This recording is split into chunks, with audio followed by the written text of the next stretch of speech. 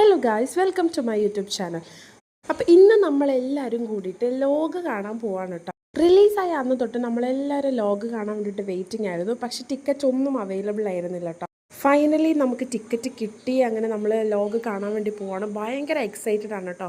ഞാനും ഹസ്ബൻഡും എൻ്റെ അനിയത്തിയും പിന്നെ ഹസ്ബൻഡിൻ്റെ കസിൻസൊക്കെ ഉണ്ട് കേട്ടോ. ഞങ്ങളെല്ലാവരും കൂടിയിട്ടാണ് ലോഗ് കാണാൻ പോയത്.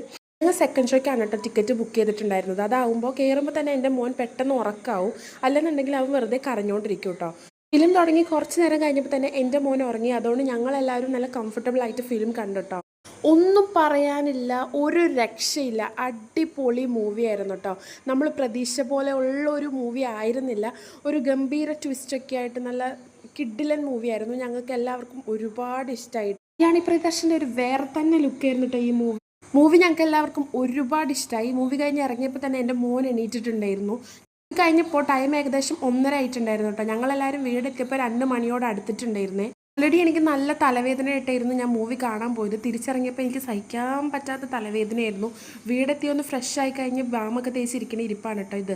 അപ്പോൾ ഇത്രയേ ഉള്ളൂ ഇന്നത്തെ വീഡിയോ. ഇഷ്ടമായ like, share and do subscribe.